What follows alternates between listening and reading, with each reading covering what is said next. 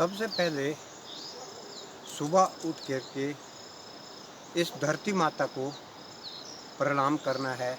इस तरह जिस धरती पर हमारे माता पिता ने भी जन्म लिया है, उसके बाद हर बच्चे को, हर नौजवान को अपने माता पिता के चरण स्पर्श करने हैं। इस तरह ही झुक करके, ये हिंदू का नियम है, शास्त्रों का भी इसमें ज्ञान है। उसके बाद ब्रह्म मुहूर्त में उठ करके योगाभ्यास करें, प्राणायाम करें और भगवान का ध्यान करें। उसके बाद रात खुलने के बाद इस पेट को पालने के लिए कर्म योग करना चाहिए। ये भी सबसे बहुत ज़रूरी है। और दूसरी माँ हमारी गौ माता है। जिस गौ माता की बदौलत से हमारे बच्चों को, नौजवान को, बुजुर्ग को दूध मिलता है, उससे दही बनती है, लस्सी बनती है, पनीर बनता है, अनेक प्रकार की मिठाइयाँ बनती है। हमारी गौ माता के शरीर में 33 करोड़ देवी देवताओं का वास होता है। यह हमारे भारतवर्ष में, इस भारत देश में पूजनीय माता है। इसलिए मैं सभी भारतवासियों के सभी मानवों को ये प्रार्थना करता हूँ कि हर घर में एक एक गाय जरूर पालिए। तो ये गौ माता जो है सबकी माता है। इस गौ माता पालने के लिए हमें सुबह उठ करके सबसे पहले घास काटना चाहिए और गाय के लिए घर ले जाना चाहिए।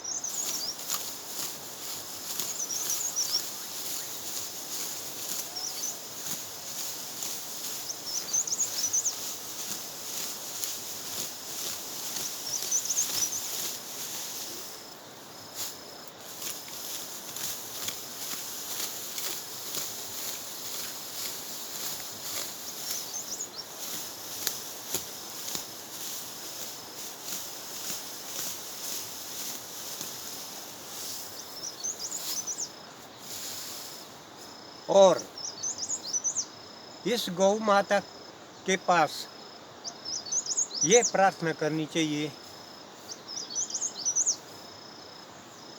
तुम्ही हो माता पिता, तुम्ही हो बंधु सखा, तुम्ही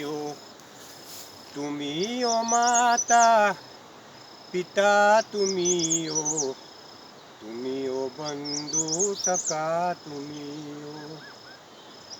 हो भैया, तुम्ही कवैया, तुम्ही हो साथी, तुम्ही सहारे, कोई ना अपना सिवा तुम्हारे, तुम्ही हो माता पिता, तुम्ही हो बंधु सखा, तुम्ही हो भैया, तुम्ही कवैया, तुम्ही हो साथी, तुम्ही सहारे, कोई न अपना सिवा तुम्हारे, तुम्ही हो माता पिता, तुम्ही हो बंधु रे सखा, तुम्ही हो। तो हमें इस प्रार्थना के साथ काम भी करना चाहिए और गौ माता के लिए खुशी खुशी से घास भी कटना चाहिए। तब ये हमारी गौ माता हमारे लिए दूध देगी, उससे घी बनता है, अनेक प्रकार की मिठाइयाँ बनती है और बच्चे से लेकर बूढ़े तक सब इंसान खुश रहते हैं। और इस देश में जो कुछ पापी बैठे हैं फिर भी दूध भी खाते हैं और इस गौ माता को काटते हैं। तब तक हमारे देश में हर इंसान को सुख नहीं हो सकता है जब तक इस हमारे देश में इस गौ माता को काटने वाले इस देश में समाप्त नहीं होंगे। और इस गौ माता को काटने का काम जब तक इस देश में समाप्त नहीं होगा तब पूरे देशवासी सुखी नहीं हो सकते। इसके लिए हमें सब हिंदुओं को, मुसलमानों को भी, सिख को भी, ईसाइयों को भी, जितने भी धर्म है, जितने धर्म के लोग हैं, सबको एकता करनी चाहिए कि गौ माता को नहीं काटना चाहिए। जिस माँ का दूध पिया जाता है उस माँ का मांस नहीं खाया जाता है। ये पाप है, ज्ञान के विरुद्ध है। जिस माँ का दूध पिया जाता है उसको पूजा जाता है। ये महापाप है गौ माता को काटने का। यही मेरा सभी देशवासियों के लिए संदेश है, प्रार्थना है कि इस गौ माता को कृपा करके ना काटें। ये हमारी माता है जो हमें पूरी ज़िंदगी भर में बच्चे से लेकर बूढ़े तक पालती है। इतनी मेरी सभी से बार बार प्रार्थना है। ओम शांति शांति शांति ओम।